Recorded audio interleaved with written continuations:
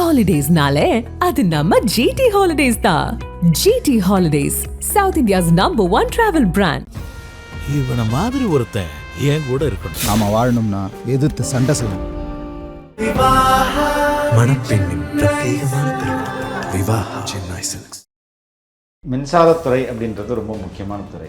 எல்லா துறைகளிலுமே தமிழ்நாட்டில் private players வந்துட்டாங்க. ஆனால் 2 துறைகளில் மட்டும்தான் ப்ரைவேட் பிளேயர் இல்லாமல் இருக்கிறாங்க. 2 துறை என்னென்னா, ஒன்று டாஸ்மாக், அதே மாதிரி தான் மின்சாரத்துறை. இப்போ இந்த 2 துறைகளுமே ரொம்ப முக்கியமான துறை தமிழ்நாடுடைய வருமானத்திற்கு. இப்போ இந்த துறையில் ஏன் இவ்வளோ நட்டம்?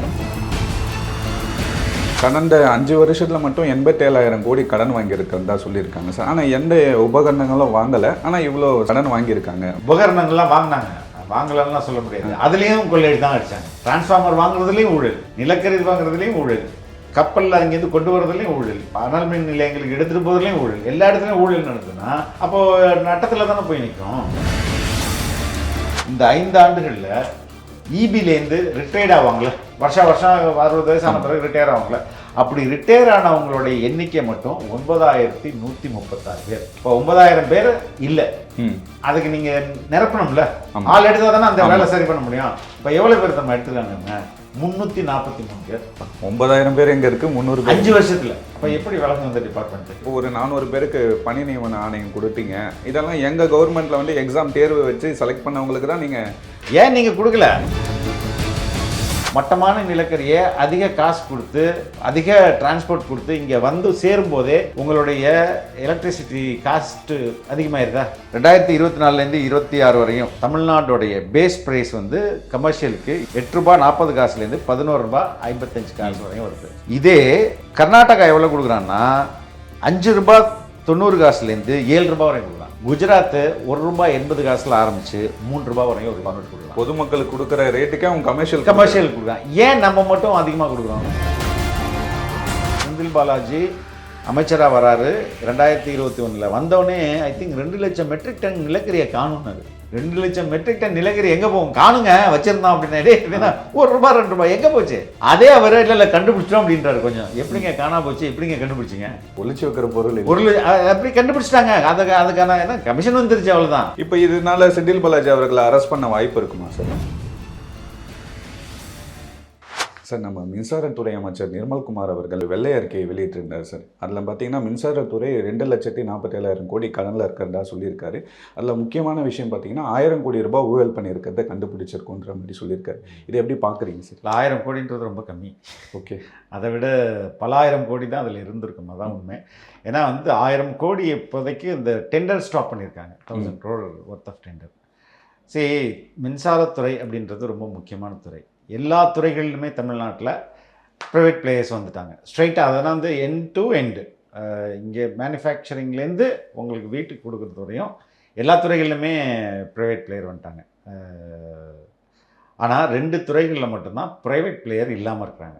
அது 2 துறை என்னென்னா, ஒன்று டாஸ்மாக், அது முழுக்க கவர்மெண்ட் கட்டுப்பாட்டில் இருக்குது. அதாவது ப்ரைவேட் கிட்ட வாங்கினாலும், கவர்மெண்ட் மேனுஃபேக்சர் பண்ணாமல் ப்ரைவேட் கிட்ட வாங்கினாலும் அது சேல்ஸ் ஃப்ரம் டிஸ்ட்ரிபியூஷன்லேருந்து சேல் வரையும் கவர்மெண்ட் கண்ட்ரோலில் இருக்குது. அதே மாதிரி தான் மின்சாரத்துறை.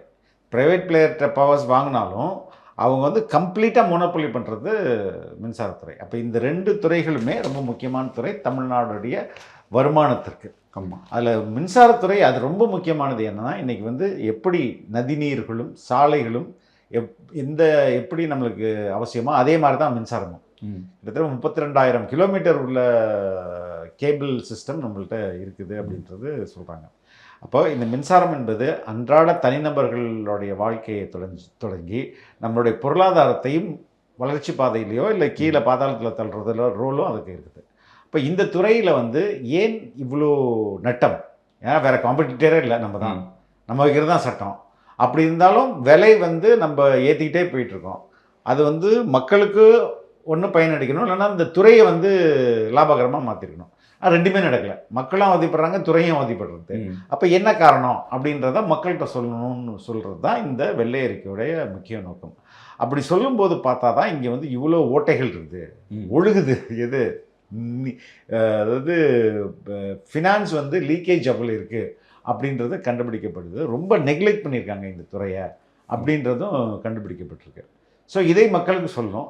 அப்போ தான் நம்ம எந்த இடத்துல நிற்கிறோம் அப்படின்றது தெரியும். அதனால தான் இதை நம்ம வந்து சரி பண்ணிவிட்டு எப்படி நம்ம முன்னுக்கு போகிறது அப்படின்றதற்கான இதுதான் அடிப்படை இந்த ஒயிட் பேப்பருடைய ரீசன்ஸ். கடந்த 5 வருஷத்துல மட்டும் 87,000 கோடி கடன் வாங்கியிருக்கிறதா சொல்லியிருக்காங்க சார். ஆனால் எந்த உபகரணங்களும் வாங்கலை, ஆனால் இவ்வளோ செலவு பண்ணி கடன் வாங்கியிருக்காங்க அப்படின்னு சொல்லியிருக்காங்க. உபகரணங்கள்லாம் வாங்கினாங்க, வாங்கலன்னா சொல்ல முடியாது. அதுலேயும் கொள்ளையடி தான் அடித்தாங்க. இந்த ஃபேமஸ் டிரான்ஸ்ஃபார்மர் ஊழல் இப்போ தானே நடந்துச்சு. டிரான்ஸ்ஃபார்மர் வாங்குறதுலேயும் ஊழல், நிலக்கரி வாங்குறதுலேயும் ஊழல், கப்பலில் அங்கேருந்து கொண்டு வரதுலேயும் ஊழல், இங்கேருந்து அது அனல் மின் நிலையங்களுக்கு எடுத்துகிட்டு போகிறதுலேயும் ஊழல். எல்லா இடத்துலையும் ஊழல் நடந்ததுன்னா அப்போது நட்டத்தில் தானே போய் நிற்கும். அது எப்படி லாபகரமாக மாறும்? ஃபார் எக்ஸாம்பிள் நான் ஒரே ஒன்று சொல்கிறேன். இந்த அரசு 2021 26 கிட்டத்தட்ட 6 ஆண்டுகள் இல்லையா, 5 ஆண்டுகள். ஆமாம். இந்த 5 ஆண்டுகளில் இபிலேருந்து ரிட்டையர்ட் ஆவாங்களே, வருஷம் 60 வயசான பிறகு ரிட்டையர் ஆவாங்களே, அப்படி ரிட்டையர் ஆனவங்களுடைய எண்ணிக்கை மட்டும் 9136 பேர். இப்போ 9000 பேர் இல்லை, அதுக்கு நீங்கள் நிரப்பணும்ல, ஆள் எடுத்தால் தானே அந்த வேலை சரி பண்ண முடியும். இப்போ எவ்வளோ பேர் நம்ம எடுத்துருக்காங்க? 343 பேர். 9000 பேர் எங்கே இருக்குது? 300. 5 வருஷத்தில் 5 வருஷத்தில் இபி டிபார்ட்மெண்ட்டுக்கு எடுத்ததே 343 பேர் தான். அப்போ எப்படி விளங்கும் இந்த டிபார்ட்மெண்ட்டு? அப்போது இங்கே வந்து 1,40,000 பேர் இருந்தால் தான், ஃபார் எக்ஸாம்பிள் நம்ம வந்து இதை எடுத்துப்போமே, ஒரு ரெவென்யூ டிபார்ட்மெண்ட்டில் பத்திரப்பதிவு எடுத்துப்போம். பத்திரப்பதிவில் வந்து பெரும்பாலும் ஆஃபீஸில் உட்காந்து நம்ம போகிறோம், பத்திரத்தை கொடுக்குறோம், பதிவு பண்ணுறாங்க, பதிவு பண்ணிட்டு ஸ்டாம்ப் கொடுக்குறாங்க, ஃபோட்டோ எடுக்கிறாங்க, வாட் இட் இஸ். நம்ம அங்கே போயிட்டு எல்லாத்தையும் ஒரே இடத்துல முடிச்சுட்டு வந்துடலாம். ஆனால் அந்த இடத்துல உள்ள அரசு அதிகாரிகள் வெளியில் போகணுன்னு அவசியம் இல்லை, அங்கேருந்து உட்காந்து பண்ணலாம். ஆனால் இங்கே அப்படி கிடையாது. Everybody have to go to the streets, go to the ஒரு டிரான்ஸ்ஃபார்மர் ஃபியூஸ் ஆச்சுன்னா அங்கே தான் போகணும். அதே மாதிரி ஒரு ஸ்ட்ரீட்டில் வந்து ஒயர் கட் ஆயிடுச்சுன்னா அங்கே தான் போகணும், லைன் கட் ஆயிடுச்சுன்னா அங்கே தான் போகணும். அப்போ இங்கே மனித வளம்ன்றது, மனிதர்களுடைய உழைப்புன்றது ரொம்ப முக்கியமானது. இப்போ 1,40,000 பேர் இருக்க வேண்டிய ஒரு இடத்துல 60,000 பேரை வச்சுக்கிட்டு நம்ம வந்து எப்படி வேலை செய்ய முடியும்? இன்றைக்கி உள்ள கரண்ட் ஸ்டாஃப் வந்து கிட்டத்தட்ட 70,000 பேர் இருக்கிறாங்க. இதை வச்சுட்டு எப்படி நீங்கள் 50% இல்லை ஆளு? அதுக்கு செந்தில் பாலாஜி அவர்கள் நேற்று ஒரு விளக்கம் கொடுத்துருந்தார் பார்த்தீங்களா சார்? என்ன சொன்னார்னா, இப்போ ஒரு 400 பேருக்கு பணி நியமன ஆணையம் கொடுத்தீங்க, இதெல்லாம் எங்கள் கவர்மெண்ட்டில் வந்து எக்ஸாம் தேர்வு வச்சு செலக்ட் பண்ணவங்களுக்கு தான் நீங்கள் ஏன் நீங்கள் கொடுக்கல? ரெண்டாவது, அதிமுக காலத்தில் வேலைக்கு எடுக்கப்பட்ட 5000 கேங்மேன் 10 வருஷமா இருக்காங்களே, ஏன் பணி அவங்களுக்கு அப்பாயின்மெண்ட் கொடுக்கல? இன்னும் ஒரு 1500 பேர் இருக்காங்க, அதுவும் நாங்கள் செலக்ட் பண்ணவங்கன்னு சொல்லி கொடுங்கன்ற. இல்லை, what ever it is. EPS பீரியடில் கேங்மேன் 5000 பேரை எடுத்திருக்காங்க. அந்த 5000 பேரை திமுக பீரியட்லேயும் வேலை கொடுக்கல. ஏன் கொடுக்கல? அதான் தவைக்க அரசுடைய மின்வளத்துறை அமைச்சர் வந்து நிர்மல்குமார் அவர்கள் தெளிவாக சொல்கிறாங்களே, இங்கே நீ அங்கே எடுத்தாலும் பரவாயில்ல, எங்களுக்கு கொஞ்சம் கமிஷன் கொடுத்தா தான் நான் உன்னை சேர்ப்போம். எத்தனை பேர் தான் கமிஷன் கொடுக்குது? அவங்கள வந்து விதின் இந்த 40 நாள்லேயே அவங்கள வந்து நாங்கள் சேர்த்துக்க போகிறோம். 20,000 பேர் விதின் இந்த இயரில் மட்டுமே ரெக்ரூட் பண்ண போகிறாங்க. இப்போ இதெல்லாம் பண்ணியிருக்கலாம்ல நீங்கள், இதை ஏன் பண்ணல? அது மாதிரி இவங்க காரணம் எதை வேணாலும் சொல்லாமல் அது ஊழல் நடந்தது, அதாவது வெளிப்படையாக நடந்தது உண்மைங்க. அதுவும் குறிப்பாக இந்த 9 டெண்டரில் மட்டுமே 1000 கோடின்னு சொல்லியிருக்காங்க சார். அப்போ எவ்வளோ எப்படி ஊழல் பண்ண முடியாது? இல்லைங்க, இது ஊழல் பண்ணுறது ரொம்ப நூதனமாக இருக்குங்க. இப்போ டிரான்ஸ்ஃபார்மர் ஊழல் பார்ப்போமே. இப்போ டிரான்ஸ்ஃபார்மர் ஒரு ஒரு வேரியஸ் லெவலுக்கு வந்து 30 kV ஒரு எக்ஸாம்பிள் சொல்கிறேன், 30 kV 40 kVன்னு ஒரு டிரான்ஸ்ஃபார்மர் வாங்கணும், கவர்மெண்ட் வாங்கணும். இதுக்கு சாதாரண ப்ரொசீஜர் என்ன? நான் வந்து ஒரு கம்பெனி வச்சுருக்கேன், நான் இந்த இதில் பார்ட்டிசிபேட் பண்ணோம். நான் என்ன பண்ணுவேன், ஓகே நான் வந்து வெளி மாநிலங்கள்லாம் விசாரிச்சுட்டு எவ்வளோ மார்க்கெட்டில் என்ன இருப்பேன், லைக் லெட் அஸ் சே 3 லட்ச ரூபாய் ஒரு டிரான்ஸ்ஃபார்மர் காஸ்ட். ரேட் ஓகே, 3 லட்ச ரூபாய் வருதுன்னா நான் என்ன பண்ணுவேன், 3,10,000 நான் கோட் பண்ணுவேன். இல்லைனா 3,20,000 நான் கோட் பண்ணுவேன். நான் எனக்கு ஓகே இப்போ 3 லட்ச ரூபாய் நம்ம மார்க்கெட்டில் வாங்க போகிறோம், 10,000 நம்மளுக்கு வந்து லாபம் வருது. அது இப்போ installation what ever it is அதில் வர்றதுக்கெல்லாம் சேர்த்து இன்னொரு 10,000 நம்ம வந்து சரி 3,20,000 நான் கோட் பண்ணுவோம். இல்லைனா 3,50,000 கோட் பண்ணுறேன்னு வைங்களேன். நான் 3,50,000 கோட் பண்ணுறேன். நீங்கள் என்ன பண்ணுவீங்க? நான் அதை விட ஒரு 3,10,000 3,15,000 இல்லை அதை விட கம்மியாக பண்ணுறவங்களுக்கு டெண்டர் கொடுப்பாங்க. நீங்கள் எப்படி கொடுப்பீங்க? அவர் என்ன பண்ணுவார்? அவர் அதை விட கம்மியாக கொடுக்கலாம் ட்ரை பண்ணுவார். அவங்க லாபத்தை வச்சு தான் அதை கொடுப்பாங்க எல்லாம். இப்போ இவர் அவரும் அதே தான் பண்ணுவார். இதை எல்லாரும் இதை தானே பண்ணுவாங்க. இப்போ இதை உண்மையாக இப்படி நடக்குதுன்னு வச்சுக்கோமே, இப்போ என்ன பண்ணால் யார் லோவஸ்ட் பிட்டர்னு பார்ப்பாங்க. L1 அவங்களுக்கு பேர். யார் லோவஸ்ட் பிட்டர்னா இப்போ 4 பேர் நம்ம பிட் பண்ணியிருக்கோம். அந்த 4 பேரில் யாரா கம்மியாக கோட் பண்ணியிருக்கா அப்படின்னு L1. அதுக்கு அடுத்தது கம்மியாக யார் கோட் பண்ணியிருக்கா L2. அதுக்கப்புறம் அதுக்கு அடுத்தது கம்மியாக யார் கோட் பண்ணியிருக்கா L3. இதுக்கப்புறம் 150 பேரோ 200 பேரோ பார்ட்டிசிபேட் பண்ணுறாங்களா. இதில் வந்து யார் L1 யார் L2 யார் L3 இவங்களை 3 பேரையும் கூப்பிட்டு, ஏப்பா நீங்கள் 3 பேர் தான் பண்ணியிருக்கீங்க, கம்மி இது பண்ணியிருக்கீங்க, இதே கொஞ்சம் குறைங்க, முடிஞ்சால் குறைங்க. அப்படி இல்லைன்னா L1க்கு 500 ட்ரான்ஸ்ஃபர் வச்சுக்கோங்க, இல்லை 400 ட்ரான்ஸ்ஃபார்மர் நம்ம வாங்கணும். இந்த L1 100, L2 100, L3 100, L4 100 அப்படின்னு பிரித்து கொடுப்பாங்க. பிரித்து கொடுத்துட்டு இப்போ L1 சொல்லியிருக்காருல, முடிஞ்சால் அதே ரேட்டுக்கு பண்ணுங்கள், எல்லோரும் பண்ணுங்கள், இப்படி தான் பண்ணணும். ஓகே, இதுதான் ப்ரொசீஜர். இந்த 50 பேர் பார்ட்டிசிபேட் பண்ணால் கூட L1 L2 L3 இப்படி தான் பண்ண முடியும். ஆமாம். இப்போ ஓகே, இந்த 50 பேருமே 3,55,500 ரூபாய் அப்படின்னு கோட் பண்ணியிருந்தாங்கன்னு அர்த்தம். ஓகே, 3 பேரும் அதே அமௌண்ட்டை 50 பேரும் 3 பேர் அதே அமௌண்ட்டை பண்ணலாம். 50 பேரும் 3,55,500 ரூபான்னு ஒரு அமௌண்ட்டை கோட் பண்ணாங்கன்னா எப்படி முடியும்? அப்போ பேசி வச்சு பண்ணுறாங்க. பேசி வச்சு பண்ணுறாங்கல்ல. இது ஒரு அப்போ இந்த டெண்டருக்கு முன்னாடியே இவங்களெல்லாம் கூப்பிட்டு, அதுவும் எப்படி மார்க்கெட்டை விட ஜாஸ்தியா, மார்க்கெட்டில் இது 2 லட்ச ரூபாய் தான் இருக்குது. மார்க்கெட்டை விட கம்மியாக கொடுத்தா தான் நம்ம டெண்டர் கொடுக்கணும். ஆனால் மார்க்கெட்டை விட ஜாஸ்தியா எல்லாரும் ஒரே ரேட்டு. ஓகே, அப்போ நீங்கள் யாருக்கு டெண்டர் அலாட் பண்ணுவீங்க? யாருக்கும் பண்ண முடியும், எல்லாருக்கும் கொடுத்துதான். அதுதான். அப்போ நீங்கள் டெண்டர் விடுறதே எதுக்கு? எல்லாரும் அவங்கவுங்களுக்கு பிட் பண்ணணும். அதில் யார் கம்மியாக இருக்காங்களோ அவங்கள கூப்பிட்டு நம்ம வந்து காசு கொடுத்து நீ பண்ணணும்னு சொல்லணும். அதுக்கு அப்படி இல்லாமல் எல்லாருமே 50 பேர் ஒரே ரேட்டை கோட் பண்ணுறது, அது மார்க்கெட் ரேட்டை விட பல மடங்கு அதிகமாக இருக்குது. மற்ற மாநிலங்கள் வாங்கினதை விட பல மடங்கு ராஜஸ்தான் வாங்கியிருக்கு, மகாராஷ்டிரா வாங்கியிருக்கு.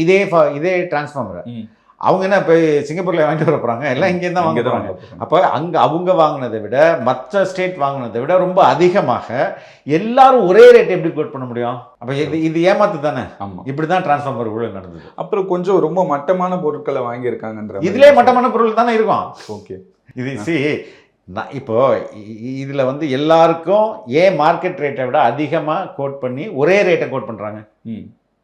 மார்க்கெட் ரேட்டே தான், இதில் நீ வாங்கி பண்ணு, மீதியே என்கிட்ட கொடுத்துரு.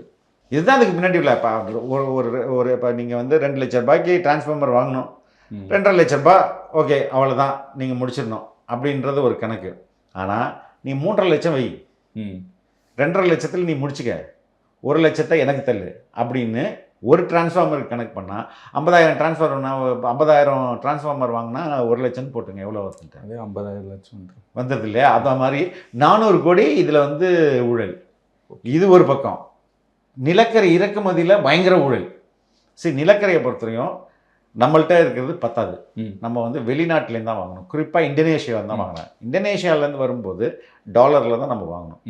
அதுலேயும் குவாலிட்டி இருக்குது. நிலக்கரிக்கு அந்த கேலரின்ற பொறுத்ததில் எவ்வளோ ஒரு மணி நேரத்துக்கு எவ்வளோ எரியும், எவ்வளோ ஹீட் ஜென்ரேட் பண்ணும், இதுதான் வந்து அந்த கணக்கு.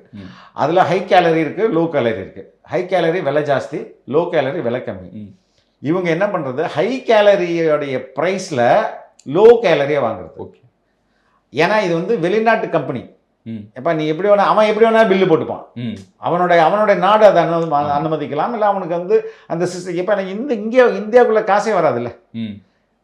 இப்போ நம்ம சப்போஸ் ஃபார் எக்ஸாம்பிள் ஓகே $100 நம்ம நிலக்கரி வாங்குகிறோம். இந்த டாலர் அந்த நிலக்கரியுடைய ஒர்த் என்னது? $20. அப்போ $80 சேமிக்குதா? அந்த கம்பெனிக்கு நம்ம எக்ஸ்ட்ரா கொடுப்போமா? அவன் என்ன பண்ணுவான்? $80 உனக்கு நிலக்கரி $20 நான் கொடுத்துறேன்ல, மீதி $80 நான் சொல்கிற அக்கௌண்ட்டில் துபாயில் சேர்த்துரு, இல்லைன்னா சிங்கப்பூரில் சேர்த்துரு, இல்லைன்னா லண்டனில் சேர்த்துரு அப்படின்னு நம்ம சொன்னால் அவன் செஞ்சுருவான்ல. சரிங்களா? அது மாதிரி தான் பல டன்கள் ரொம்ப கம்மியான விலை உள்ள நிலக்கரியை அதிகமாக காசு கொடுத்து நம்ம வாங்குகிறோம். அதில் தான் பெரிய நட்டம். அது இல்லாமல் அந்த நிலக்கரியை கப்பல்லேருந்து எடுத்துகிட்டு வர்றோம், அதுலேயும் எக்ஸ்ட்ரா காசு கொடுத்தா எல்லாம் இதெல்லாமே இந்த காசு எல்லாமே இந்தியாவுக்குள்ளே புழங்காது, இந்தியா விட்டு போயிடும்.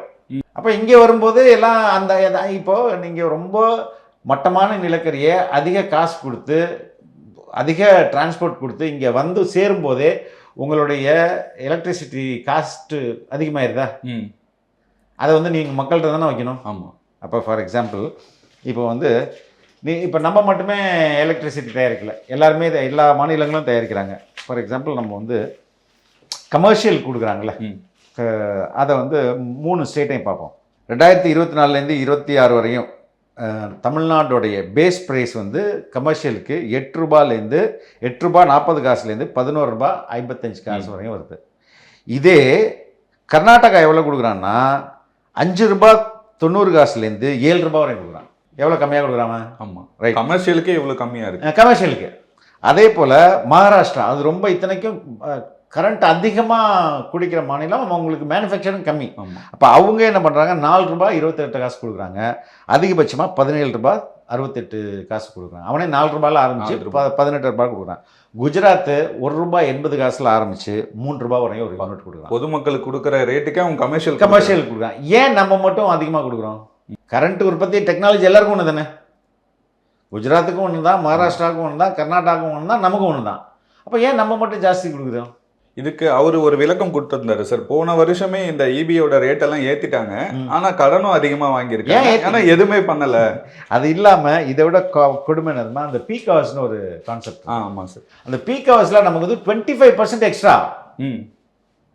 ஆனா அதே வந்து கர்நாடகாவில் 1 ரூபாய் தான் எக்ஸ்ட்ரா யூனிட்டுக்கு. அதே போல் பாம்பே மகாராஷ்டிராவில் வந்து 1 ரூபாய் 25 காசு. மகாராஷ்டிரா இது குஜராத்தில் வந்து 85 காசுலேருந்து 1 ரூபாய் பர் யூனிட்டு. எப்படி அவங்க நம்ம 25% போடுறோம்.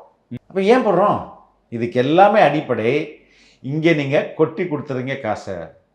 அப்போ நீங்கள் தரமான நிலக்கரியை சரியான விலைக்கு வாங்கிட்டு வந்து சரியான கப்பல் வாடகை கொடுத்து சரியாக இங்கே இறக்குமதி பண்ணி நீங்கள் சரியாக எடுத்தீங்கன்னா உங்களால் இன்னும் கம்மியாக கொடுக்க முடியும். ரெண்டாவது, நம்மளுடைய பவர் ரெக்குயர்மெண்ட் என்னது? தமிழ்நாடுக்கு ஆவரேஜாக 20,000 மெகாவாட்ஸ் ஒரு நாளைக்கு தேவைப்படுது, ஒரு பர் டேக்கு. சென்னைக்கு மட்டுமே 500 மெகாவாட்ஸ் தேவைப்படுது. இதுதான் நம்மளுடைய ரெக்குயர்மெண்ட்.